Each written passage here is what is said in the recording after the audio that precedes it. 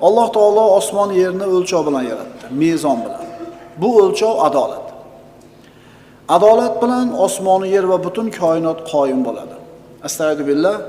Was-samaa rafa'aha va wada'al mizan alla tatghaw fil mizan va aqimul wazna bil qisti va la tukhsirul mizan. U zot osmonni baland qilib qo'ydi va sizlar tosh tarozida tug'yonga tushmasliklaringiz, ya'ni o'zgalarga zulm qilmasligingiz uchun mezon tarozini o'rnatdi. Ey insonlar, to'g'ri adolat bilan tortinglar va tarozidan urib qolmanglar. Odamlar ikkiga bo'linadi. Adolatlilar, zolimlar. Adolat har bir haq egasini haqqini berishlik, zulm haq egasini haqqini ado qilmaslik. Muomalasida, oilasida, ishchilari bilan, birodarlari bilan, atrofdagi odamlar bilan qilayotgan muomalasida kishi yo adolatli bo'ladi, yo adolatsiz zolim bo'ladi. Hadis qudusida Alloh subhanahu va taolo marhamat qilib shunday deydi: Ya ibadi inni haramtu zulma ala nafsi faj'altuhu baynakum muharraman fala tazalamu. Ey bandalarim, deydi Alloh taolo, men o'zimga zulmni harom qildim va sizlarning o'rtangizda ham zulmni harom qildim, bir-biringlarga zulm qilmanglar. Zulm qilgan kishi harom amal qilgan bo'ladi. Alloh taolo bandalarni adolatli bo'lishga buyurdi. Va idza hakamtum baynan nas an tahkumu bil adl. Agar odamlar o'rtasida hukm chiqaradigan bo'lsanglar, adolat bilan hukm chiqaringlar. Adolat. Musulmon kishi o'zini yaqin odami bilan ham adolatli muomala qiladi, o'ziga uzoq bo'lgan odam bilan ham. O'zi yaxshi ko'rgan odam ustida ham adolatli hukm chiqaradi, o'zi yomon ko'rgan kishining ustida ham. Albatta, adolatli ish tutgan kishi bilan adolatsiz ish tutgan kishi hargiz teng bo'lmaydi. Odamlarning orasida qilinadigan eng katta gunoh birodarlar bu zulm. Garchi kofirga bo'ladigan bo'lsa ham. Mazlum kishi agar zulm ko'rsa, uni duosi ijobat bo'ladi. Garchi u kofir bo'lsa ham. Mazlumning duosini ijobat bo'lishidan to'sadigan hech narsa bo'lmaydi. Yana qaytarib aytamiz, bu Xitoy bu. Bu mushrik bu. Bularda shunday molidan kechib qo'ysa, unaqa gap yo'q. Mazlum kishi garchi Allohga ishonmagan kofir bo'lsa ham, agar duo qilsa, ey Alloh, agar sen bor bo'lsang, shu odamning jazosini ber desa, uni duosi ijobat oladi. Ijobat aniq bo'ladi. Faqat ozgina vaqt o'tishi mumkin. Mazlum zulm ko'rdi. Zolim zulm qildi. Mana shu ish qaysi biri uchun og'irroq? Endi bir qarashda mazlumga qiyin bo'ldi, u zulm ko'rdi desa, yo'q. Aslida zolimga qiyin bo'ladi. Chunki zulmning hukmronligi bir kun, bir yil, juda ham bo'lsa bir umr. Ammo adolatning hukmichi, adolatning saltanatichi abadiy bo'ladi, birodarlar. Mazlum alamlanadi. Zolim maza qiladi. Bir kun, 2 kun, 1 yil, boring 50 yil. Lekin buni mukofoti jazosichi. Shuning uchun musulmon odam so'zida, fe'lida qilayotgan har bitta ishida adolatli bo'lishligi kerak. Chunki Alloh taolo qiyomatda buni hisob-kitobini albatta qiladi. Adolat bilan ish yuritgan kishilar qiyomat kunida nurdan bo'lgan minbarda turadi. Anbiyolar ularning turgan maqomini havas qiladi.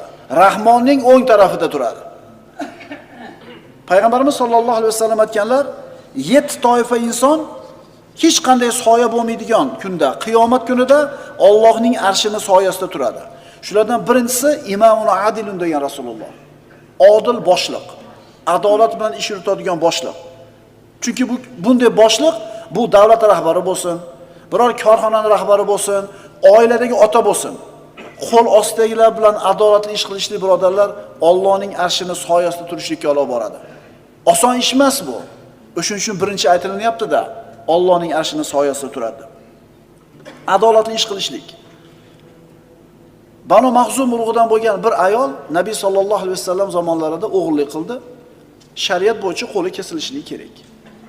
Endi hurmatli xonadon, boy badavlat xonadon. Nabiy sallallohu alayhi vasallam oldiga Usomat ibn Zaydni kirgizishdi. Rasululloh sollallohu alayhi vasallam yaxshi ko'radi. Juda ham yaxshi ko'radi u Usomat ibn Zayd. Zayd ibn Horisaning o'g'li. Kirdida, "Ya Rasululloh, shu ayolning qo'lini kesishdi o'rniga uni ahllari 100 ta tuyani berishmoqchi. Shu jazoni qilinmasligi uchun" dedi. Nabiy sallallohu alayhi vasallamning ranglari o'zgarib kelib aytdilarki, "Ey Usoma, Allohning haddini amalga oshiraman desam o'rtaga tushasanmi?" Ya'ni agar 100 ta tuyasini olib turib, uning qo'lini kesmasa, adolatli ish bo'lmaydi. Allohga qasam, agar qizim Fatima o'g'rilik qilsa, qo'lini o'zim kesaman dedilar. Ya'ni adolatli ishning ustida hech kimga payg'ambarimiz sollallohu alayhi vasallam yo'l bermayaptilar. Ay boy badavlat pul berib chiqib ketadigan bo'lsa, kambag'al emas, qo'lini kesiladimi? Unda adolat qayerda qoladi? Qani adolat? Birodarlar, bu koinot adolat bilan qoyim bo'lib turibdi. Dinimiz birodarlar adolat dini. Zolimlar zulm qilib jazosini olmayotganga o'xshaydi. Nazarimizda. Alloh taolo ularni o'zini holiga tashlab qo'yayotganga o'xshaydi. Nazarimizda. Wala tahsabanalloha g'ofilan amma ya'maluz zolimun. Alloh taolo aytayapti, hargiz Alloh zolimlarning qilayotgan amallaridan g'ofil deb o'ylamanglar. Allohni ko'rmayapti deb bilmayapti deb o'ylamanglar. Innama yuakhiruhum liyawmin tashkhasu fihi al-absar. Ko'zlari dahshatdan qotib qoladigan qiyomat kuniga qoldirib qo'yapti xolos. Badr kunida payg'ambarimiz sollallohu alayhi vasallam qo'shinini bir saf qilib tizib ko'zdan kechirayotgandilar. Bir sahoba safdan sal oldinroqqa chiqib olgan, yana qorni ham bor edi kattaroq. Hali kishi sababli saf qiyshiq turibdi.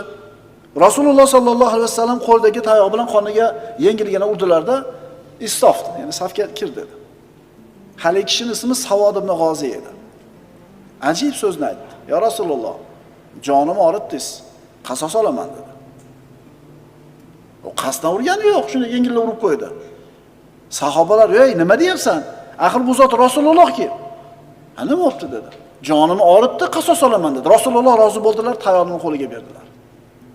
Haliga Savod ibn G'oziya tayoqni olib, "Ya Rasululloh, siz meni qornim yurganingizda qornim ochiq turibdi" dedi. "Qorningizni ochib bering" dedi. Biz aqlimizga sig'maydimi? Rasululloh sollallohu alayhi vasallam hayotining har bir lahzasida adolatli bo'lganlar. Har bitta holatida bizga ibrat bo'lganlar. Qorni ochib berdilar. Savod ibn G'oziya kaltayni yerga tashladi-da, Rasulullohning oldiga kelib, qorniga bet yuzlarini tekizib, quchoqlab o'pib, bag'riga bosdi. Rasululloh sollallohu alayhi vasallam, "Ma hamalaka ala hada?" Nimaga bunday qildingizlar, ya Rasululloh dedi. Sababini aytib, "Ya Rasululloh, hozir urush bo'ladi. Yo tirik qolaman, yo o'laman. Agar o'ladigan bo'lsam, dunyoda badanimga tekkan oxirgi narsa sizning muborak jasadingiz bo'lishini xohladim" dedi. Ana shu adolat, Rasulullohning adolati sahobalar u zotni shunday yaxshi ko'rishiga sabab bo'lgan. Adolatli rahbarni hamma yaxshi ko'radi. Qattiq qo'l bo'lsa ham. Shunaqa? Adolatli, qattiq qo'l lekin adolatli. Zolimni birodarlar, qani, mana shunday bir odil rahbarni, odil boshlig'ini umri uzoq bo'lsin deb duo qiladi odamlar. Endi zolimni esa har kuni duo qilishadi, bo'yni uzilsin, o'lsin. Doim qarg'ab turishadi.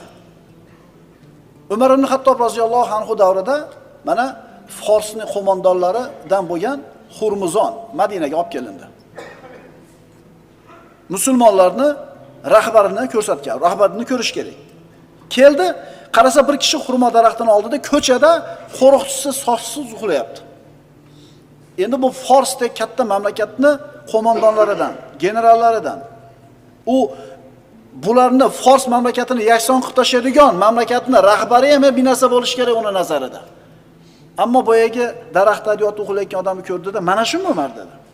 Mana shu dedi işte. Mashhur so'zini aytdi shunda boyagi Hurmuzon.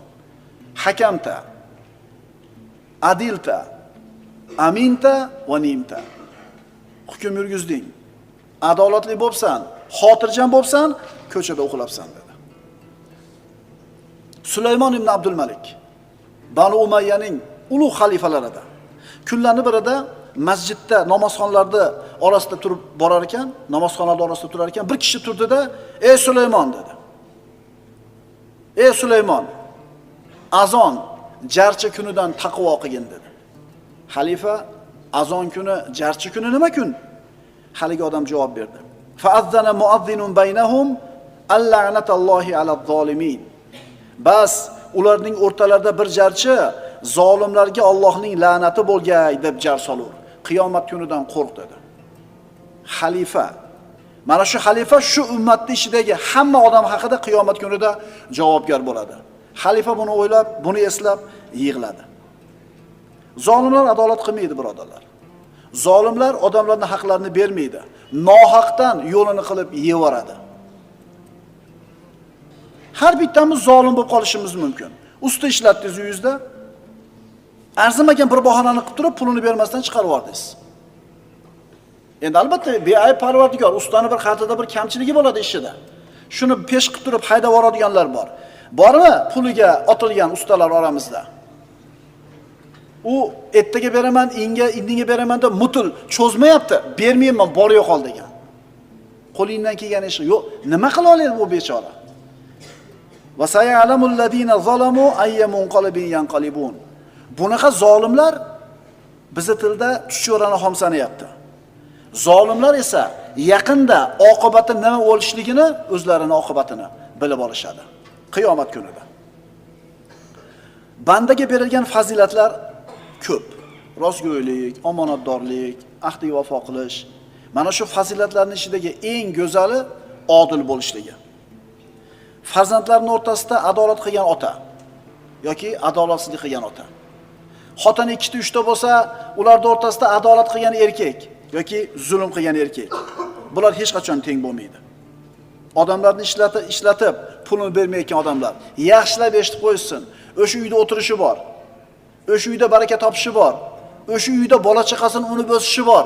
Mana shu narsani o'ylaydimi ular? Ana shu xizmatni qilgan usta norozi bo'lib qarqab chiqib ketdimi? 2 dunyo baraka topmaysan. Toshi ustani rozi qilmaguningcha.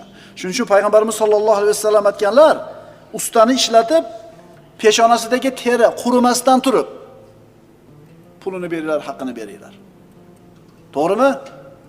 Mashina ustalari ham aytib qo'yasizlarda ham kechada rosa malomat qildi, kraskachilarda, boshqachilarda.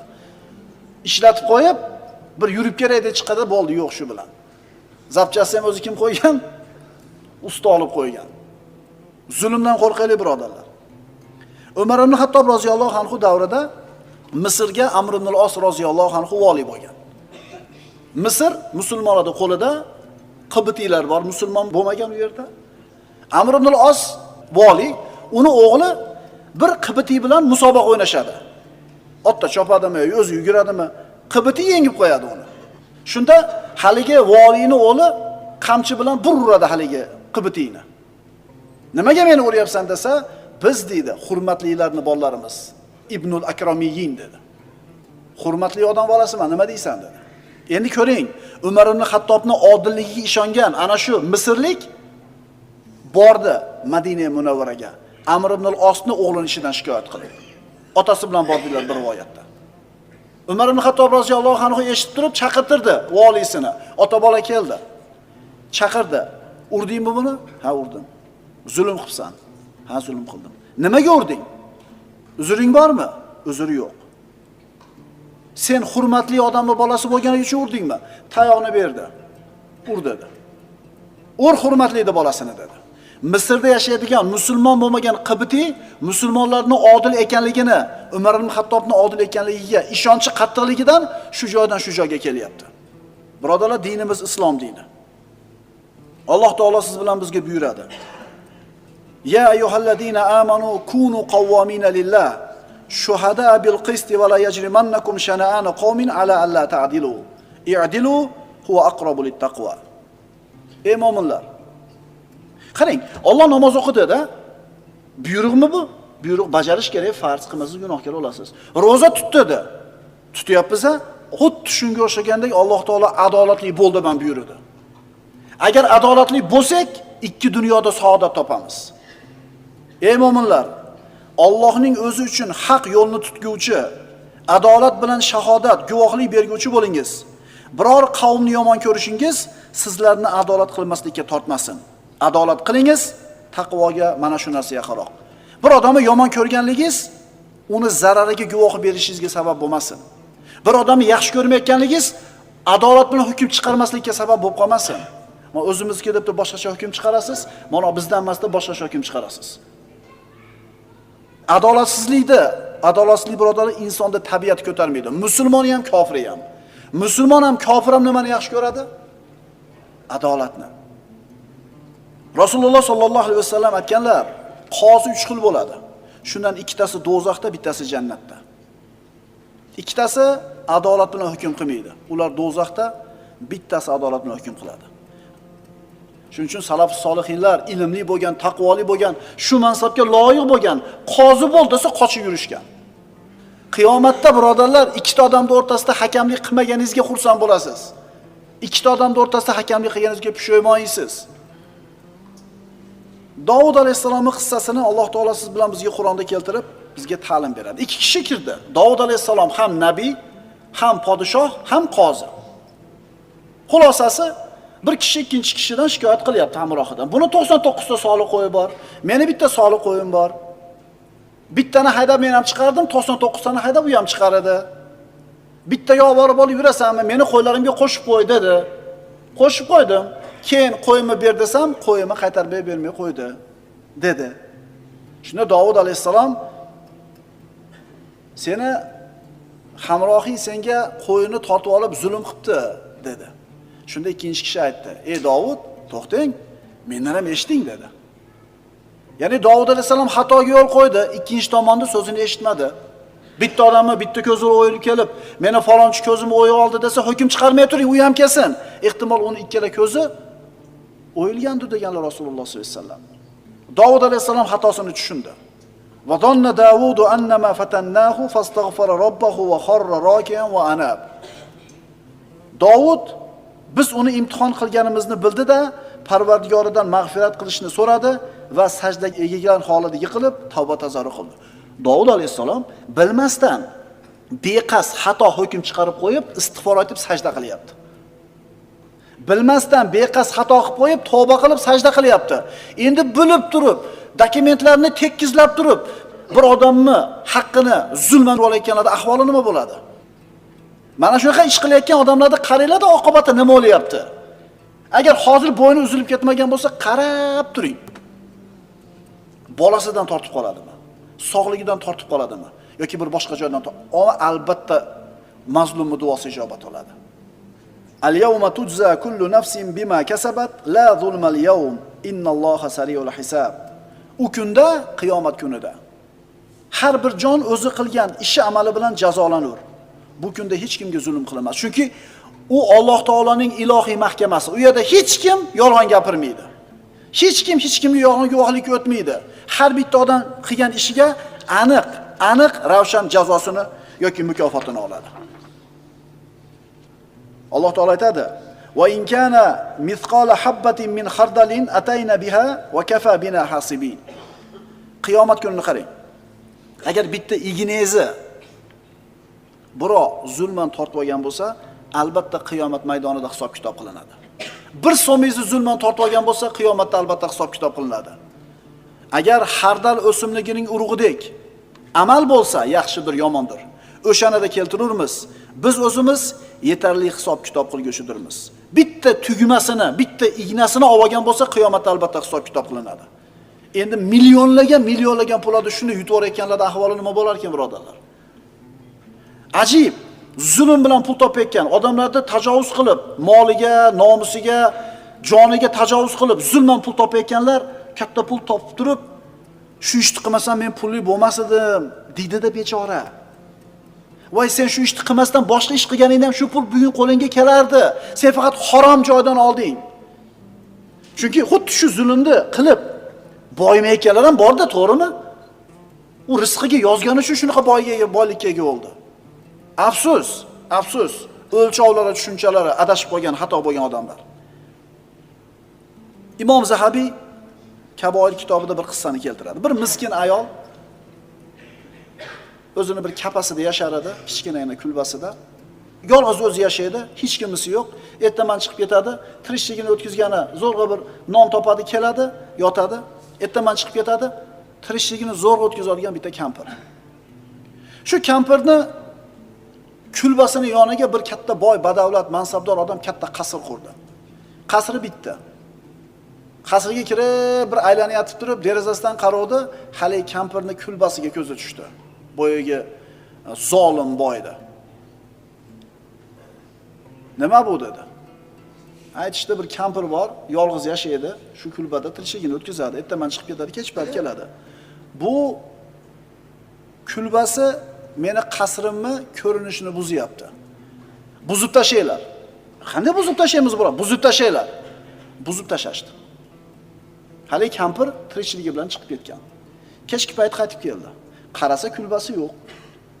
Surishtirsa, boyagi mansabdor boy buzib tashadi. Allohga yig'lab duo qilib nima dedi? Parvardigor, men yo'q edim. Sen qayerda eding?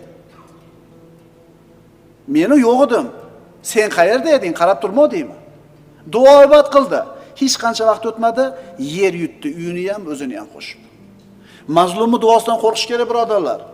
Mazlumning duosini ijobat bo'lishidan to'sadigan parda yo'q. Birodarlar, mana zamonimizda bo'lgan ishlardan bitta qissani aytib beramiz. Ulamolardan biri aytadi, meni ruhiy o'qib dam soladigan qori birodarim bor edi. Uni oldiga bir kishi qo'lidagi alamdan, og'riqdan shikoyat qilib keldi, bir necha kun dam soldi. Lekin foyda bo'lmadi. Tabiblarga ham borib hamma chorani qilib bo'lgan edi. Haligi qori bola keyin aytadi, ehtimol birorga bir zulm qilgandursiz, ehtimol biror qarg'agandir, Qur'on ham foyda qilmasa, doktor ham foyda qilmayotgan bo'lsa, bir o'ylanib ko'rmaysizmi dedi. Haligi odam chiqib ketdi. Boy odam edi. Katta-katta savdo markazlari bor edi. Katta-katta tijorat do'konlari bor edi. Oradan 2 hafta o'tgandan keyin qori bolaning oldiga qaytib keldi. Alloh shifo bergan edi, qo'li tuzalib qolgan edi. Sizni o'sha kuni menga aytgan 2 og'iz so'zingiz hamma doridan, ruqiyadan ko'ra foydaliroq bo'ldi. Nima bo'lgan edi? Yangi do'konni solayotganimda, katta imorat solayotganimda, yonboshida bir tul xotinni yeri bor edi. Do'konimni kengaytirishlik uchun haligini uyini, menga sotishligini, yerini sotishligini so'radim, lekin rozi bo'lmadi. Har qanaqa yo'lini qilsak ham ko'nmadi. Oxiri yo'lini qildim, hujjatlarni soxtalashtirdim, o'zini nomiga o'tkazib oldim. Zulmmi? Zulma. Kampir hech narsa qo'lidan kelmadi, tortib olib qo'ydi. Tanish bilishlari yo'q. Quruvchilar kelib uyini buzib, chuqur kelib fundament qo'yib, devor uryapti. Har kuni kelib hali kampir qarg'aydi meni deydi. Haligi quruvchilar bu esi past kampir shekilli deb tushunmaydi hech narsani, turaveradi. Uyini devori bitmasdan turib, qo'limga og'riq kirdi, uyqumni yo'qotdim deydi. Sizni gapingizni eshitganimdan keyin shu kampir esimga keldida, bordim, uzr so'radim, kechirim so'radim. Uni haqqidan ko'ra ko'proq bo'lgan katta mablag'ni berdim, rozi bo'ldi. O'sha kuni qo'limdagi og'riq ketdi deydi. Dardiga shifo topolmayotgan birodarlar, bu Allohning sinovi bo'lishi mumkin yoki Allohning bergan jazosi bo'lishi mumkin. Bizdan ham kimdir norozi bo'lib, o'ligingga buyursin deb qo'ymadimikin? Allohga qo'ydim seni demadimikin? Qo'rqaylik birodarlar. Hozir aytayapmiz, mazlumning duosini ijobat bo'lishidan to'sadigan hech narsa yo'q. Mazlumga Alloh taolo aytadi, ijobat qilaman, ozgina vaqtdan keyin bo'lsa ham deydi. Topishishimizda baraka bo'lmasa, boshimiz qarzdan chiqmayotgan bo'lsa, hayotimiz biz o'zimiz xohlayotgandek o'tmayotgan bo'lsa, bir qarab qo'yaylik. Xossatan beligida quvvati borlar, mansabi borlar, cho'ntagida puli borlar, odamlarga zulm qilib qo'yishlik xavfi bo'lgan odamlar bir o'ylanib ko'ringlar-da, nimaga uyingizdan yoki bolangizdan tortib qolyapsiz agar tortayotgan bo'lsangiz. Islom dini birodarlar yer yuzida adolatni qoyim qiladi. Dinimizning g'oyasi, maqsadi ham shu. Butun borliq adolatning ustida turadi. Zulm borliqni fasodga uchratadi. Bu ikkisi hargiz teng bo'lmaydi. Dunyoda zolimlardan ko'ra mazlumlar ko'p bo'ladi. Dunyoda zolimlardan ko'ra mazlumlar ko'p bo'ladi. Lekin ibrat, natija oxirga qarab belgilanadi. Bir kun keladi birodarlar. Albatta keladi u kunda zulm bo'lmaydi. O'sha kunda zolim ham mazlum ham Parvardigorning oldida yonma-yon turadi. Bu shunday kunki, har bitta odam qilgan ishini mukofotini aniq oladi. Bu kunda zulm bo'lmaydi, chunki Alloh taoloning adolatli tarozi o'rtaga qo'yiladi. Haq egasini haq albatta olib beriladi. Ana shu kundagi adolat mazlumlarga muborak bo'lsin. Ana shu kundagi adolat zolimlarga voy bo'lsin. Aqulu qawli hada va astagfirulloh li va lakum. Assalomu